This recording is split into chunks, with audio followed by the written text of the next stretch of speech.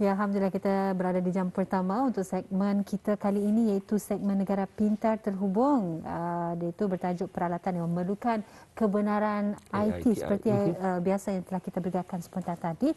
Dan bersama kita pada pagi ini, kita bersama dengan narasumber kita iaitu bersama dengan Yang Mulia Puan Hajah Siti Khadijah Rafidah Haji Khamis merupakan pengurus unit perkhidmatan pelanggan dan juga bersama dengan Yang Mulia Tuan Muhammad Hamdillah Suini iaitu pegawai teknik kanan unit type approval. Assalamualaikum. Salam. Apa khabar? Ya, apa khabar? Alhamdulillah. Terima kasih. Ya, sama-sama.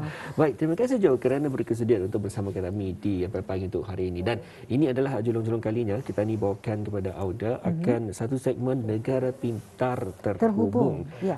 Penting dalam sama-sama kita ni selaras ataupun selari dengan teknologi ini, namun perlu ada juga pengawalan mengenainya. Dikuatiri bukan hanya setakat ianya akan membahayakan, namun boleh menjejaskan keselamatan kita ni kalau anda mengetahui dengan lebih lanjut.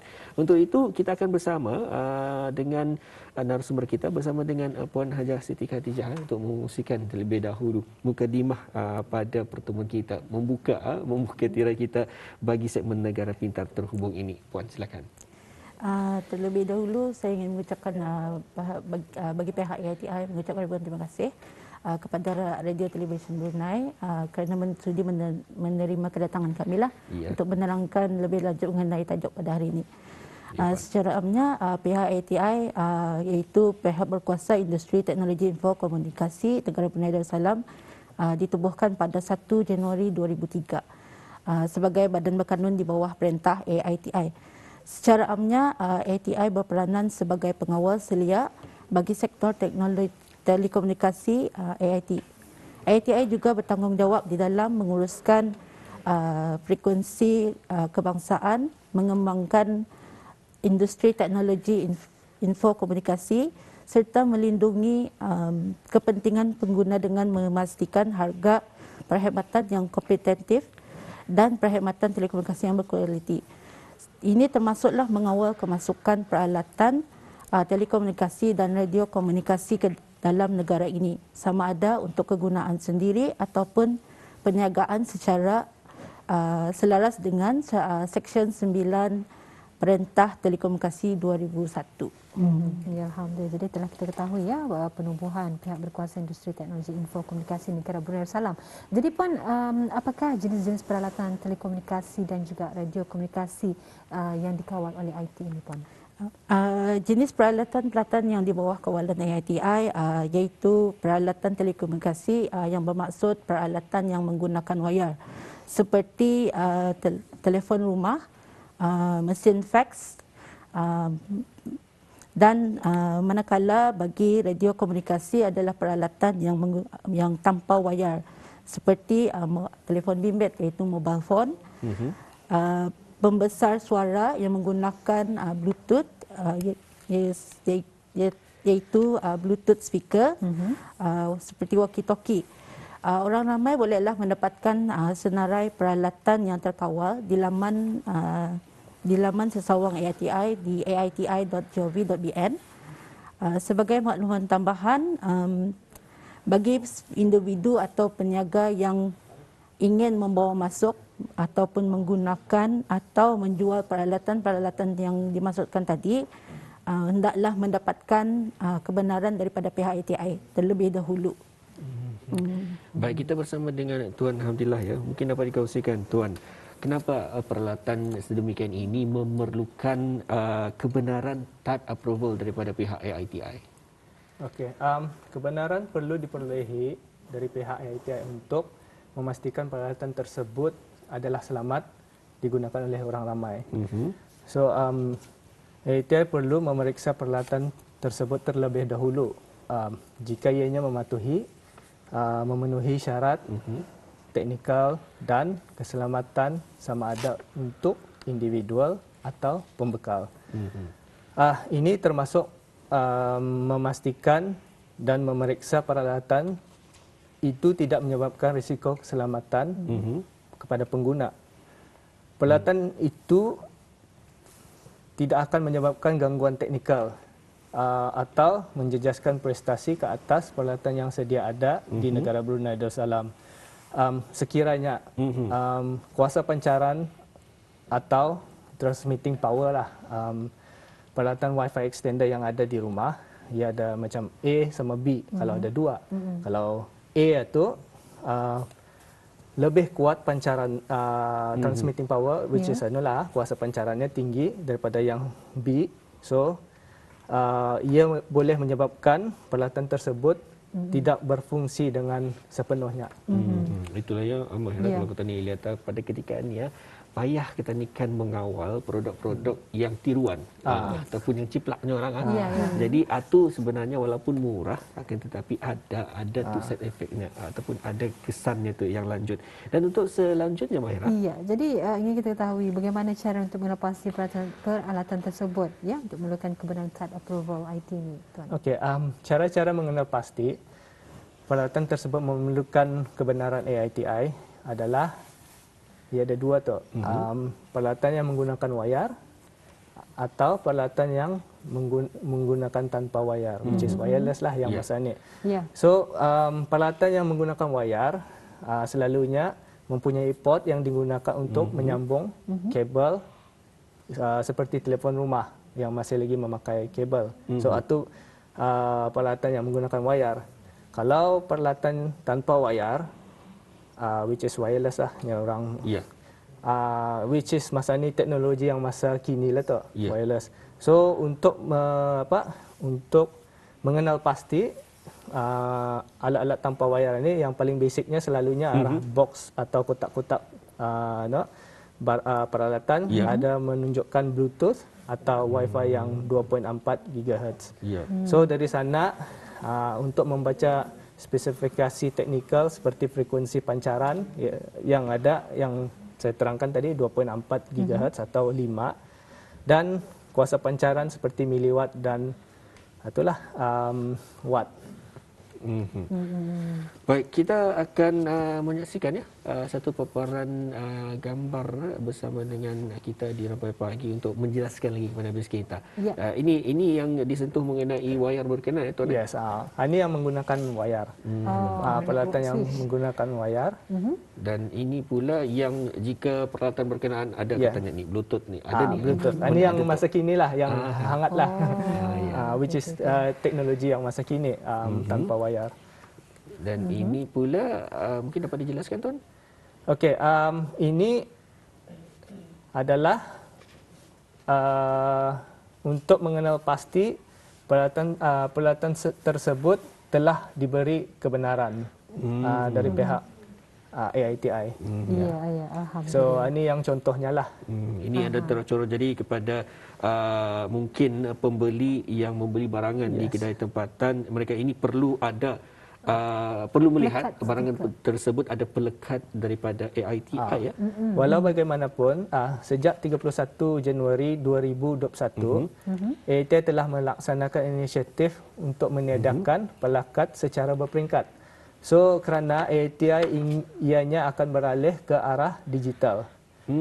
Seperti menggunakan nombor siri yang sedia ada daripada peralatan-peralatan yang dibawa masuk atau diimport. Seperti yang kita saksikan menerusi gambar tadi yang mana ada pelekat AITI, namun ada juga siri berkenaan. So beralih ke arah digital lah.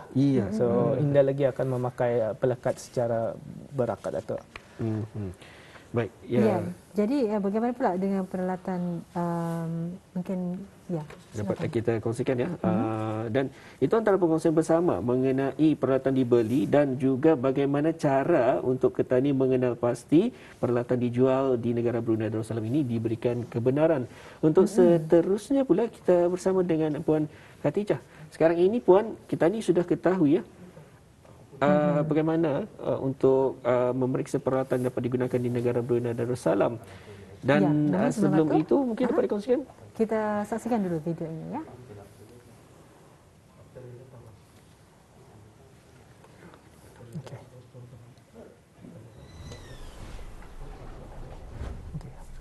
Hey bang, I'm planning to get this smart lighting control system. Any recommendation?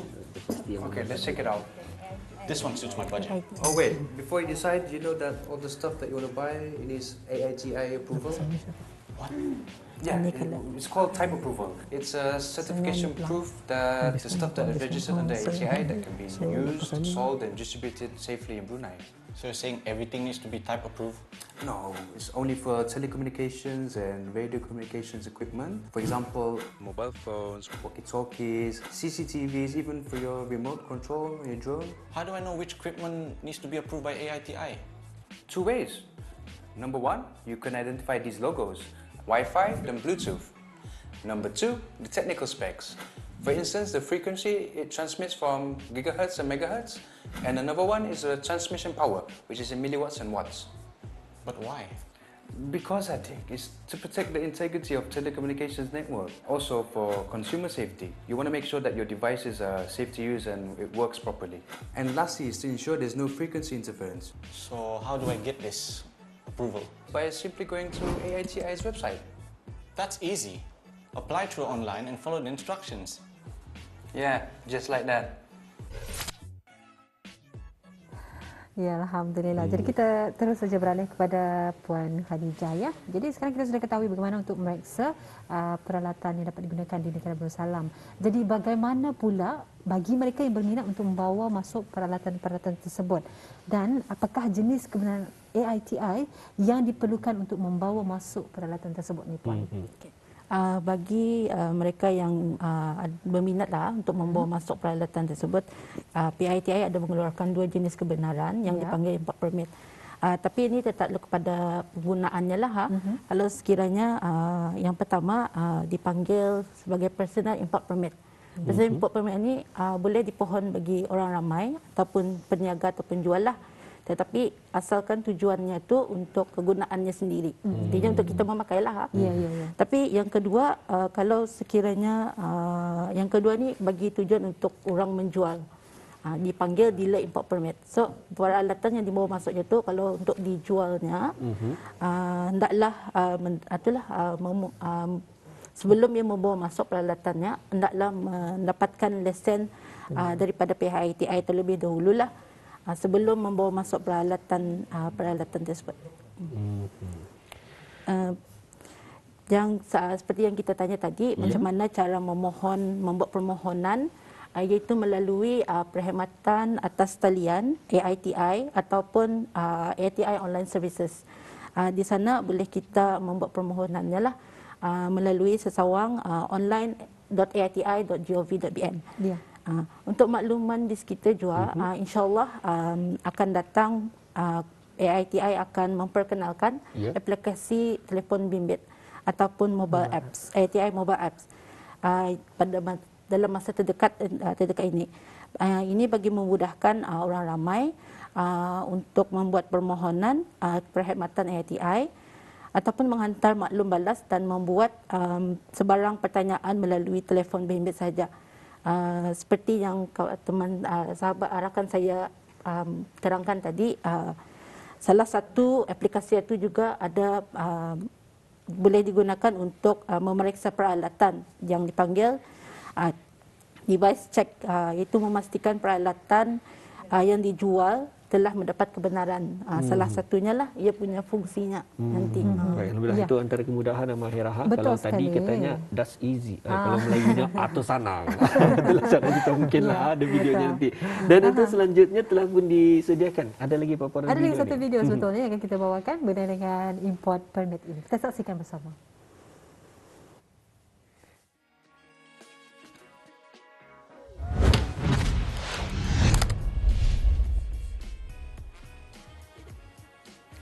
Kaka, I think I want this one. Hold on, we need to check the details first. I already checked it and even compared to others. Well, hold your horses. The reason why I need to check it is because we need to apply for personal import permit. Oh, why is that? Well, it's because Customs Department will confiscate our items if we do not have a permit. So how to apply? Right, so first we need to go to this website first. Okay. So before you apply for the import permit, you need to register for your account. After all registration is done, AITI will process your application. If your application is approved or rejected, you will be notified via email or SMS. But you have to check if you need to make any payment or not. This will depend on the number of items you bring in. So once this is done, you will have your import permit. So with this approved import permit, I can bring to customs to declare my items, right? But what if I buy the items and AITI didn't approve? See, this is why I need to check the specs, because every details approved are on this website, alright, as you can see there. But if you're not sure, we can send this specification document to AITI first before we fill in the application form or before confirm buying it. With this, we can save our time and money from buying rejected items that cannot be refunded. Oh, so all I need to do is register first, log in, and follow the processes easily. Okay.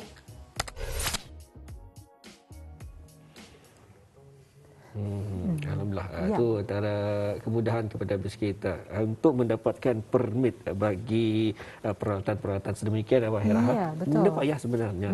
Akan tetapi kita ni yang kadang-kadang takut takut lepasnya macam tu. Tapi sebenarnya bus kita jika bertanya dengan lebih lanjut dan juga menyaksikan sampai pagi untuk hari ini, insya-Allah akan terjawab juga apapun je persoalan kita ni Mahira. Betul, alhamdulillah. Jadi kita akan beralih kepada Yang Mulia Puan Khadijah ya. Mungkin dapat diterangkan ni, apakah sebetulnya akan terjadi ni Puan sekiranya individu ataupun penjual yang membawa masuk atau menggunakan peralatan tersebut tanpa mendapatkan kebenaran AITI yang ni Puan. Okey. Bagi mana-mana individu yang memiliki menggunakan dan menjual ataupun menawar untuk dijual ataupun memiliki peralatan untuk dijual tanpa kebenaran AITI, individu tersebut akan dikenakan tindakan undang-undang dan denda jika sabit kesalahan di bawah Perintah Telekomunikasi 2001. Baru-baru ini kan mengongsikan sajalah. Seorang warga asing telah dikenakan kompaun, denda kompaun sebanyak RM500 kerana menjual peralatan radio komunikasi iaitu walkie-talkie tanpa lesen yang sah. Baik, itulah antara bersama kita ni perlu juga mengetahui sebetulnya kalau ada rasa ragu-ragu, desan untuk tadi bertanya kepada pihak berkenaan dan ini bukan hanya setakat macam tu tapi merugikan kita ni. Dan ada tu sebetulnya sebenarnya yang telah dikongsikan tadi oleh tuan Alhamdulillah, katanya keselamatan kita ni betul. Hal tadi macam biasa kita ni pada ketika ini dapat kita nafikan barangan itu biasanya datang dari mana. Jadi kita ni tahu tu dan sudah tentunya kadang-kadang bila ia menyentuh tentang elektrik ni ada perbezaan kadang-kadang dan ia boleh membahayakan malah menjadi bahaya kepada keselamatan kita ni, kebakaran rumah sebagai contoh. Jadi kepada bis kita kepada penjual anda kita ni menidakkan kepada para penjual ni khususnya bagi tempat-tempat kita ni memilih secara online untuk berjual barangan-barangan tetapi perlu juga sekali lagi melalui laman sesawangnya pun mungkin dapat dikongsikan laman sesawang bagi pihak AITI di www.aiti.gov.bn. Ya, itulah Mahirah ya. Dan juga mungkin ada bagaimana cara ya nanti akan dikongsikan Puan ya sebagai penutup kita ni saranan pihak AITI kepada orang ramai dan bagaimana ni caranya orang ramai untuk mendapatkan pengetahuan ataupun maklumat lebih lanjut. Puan silakan. Dalam kesempatan ini pihak AITI ingin menekankanlah kepentingan seperti yang kita terangkan, rakan saya terangkan tadi, hendaklah mendapatkan kebenaran sebelum barang itu dibawa masuk ataupun dijual lah. Ini adalah untuk mengelakkan sebarang gangguan rangkaian dan kemudaratan kepada para pengguna ataupun orang ramai. Dalam pada itu, AITI ingin menyuruh kepada orang ramai untuk turut membantu dalam usaha menghentikan kegiatan menyalahi undang-undang di bawah Perintah AITI dan Perintah Telekomunikasi 2001 bagi sama-sama memastikan kesejahteraan orang ramai. Bagi sebarang pertanyaan, orang ramai bolehlah menghubungi unit perkhidmatan pelanggan AITI di talian 232-3232 ataupun talian WhatsApp di 863 59 ataupun email ke helpdesk@aiti.gov.bn. Pada waktu bekerja sahaja bagi sebarang maklumat lanjut bolehlah melayari laman sesawang AITI iaitu di aiti.gov.bn.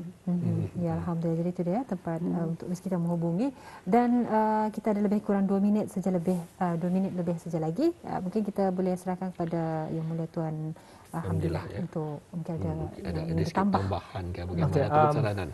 Tambahan jika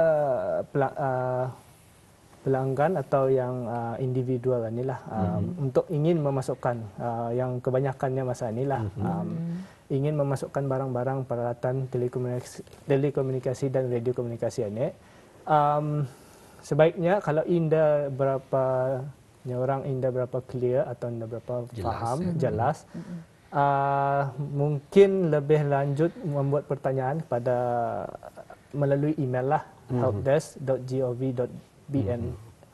Sana akan menerangkan lebih lanjut jika barang itu dapat digunakan atau tidak dapat digunakan. Because kadang-kadang barang yang diorang bawa masuk itu ia akan mengikut spesifikasi negeri mereka sendiri, terutamanya macam negeri lain kan. Diorang mempunyai spesifikasi untuk diorang sendiri. So kadang-kadang indah applicable, indah dapat dipakai di Brunei lah. Orang Brunei karatnya tu sama tu. Contoh macam pin apa tu, ada UK, ada Asian macam itulah. Betul. Alhamdulillah, itu antara perkongsian bersama Mahirah. Penting sebetulnya untuk kita ni menitik beratkan akan perkara-perkara berkenaan walhal ianya memang sudah kebiasaan kita ni. Barangan itu datang dari mana, tapi tadi nak tahu kegunaannya, malah kadang-kadang kena bagi tahu original tapi bukan. Ada bahayanya. Jadi pentinglah bersama kita ni untuk mengetahui lebih lanjut dengan pihak AITI ini untuk sama-sama dapat terjawab juga apapun persoalan kita ni, ya Mahirah. Ya, jadi untuk Puan Khadijah, mungkin sekali lagi ada yang bertanyakan yang ingin mengetahui bagaimana untuk menghubungi unit perkhidmatan pelanggan ITI ini. Mungkin dapat dikongsikan sekali lagi, Puan. Okey. Bolehlah orang ramai bolehlah menghubungi unit perkhidmatan pelanggan ITI melalui talian 232 3232 ataupun WhatsApp di 863 5925 ataupun email helpdesk@aiti.gov.bn pada waktu bekerja saja ataupun boleh melayari laman sesawang AITI di aiti.gov.bn. Alhamdulillah. Ya, alhamdulillah ya. Kita ucapkan ribuan terima kasih kepada Yang Mulia Puan Hajah Siti Khadijah Rafidah Haji Khamis, merupakan pengurus unit perkhidmatan pelanggan, dan juga Yang Mulia Tuan Muhammad Hamdillah Suimi, pegawai teknik harian unit type approval. Terima kasih sekali lagi ya. Terima kasih. Jadi insya-Allah kita akan berjumpa lagi. Insya-Allah. Assalamualaikum. Waalaikumsalam.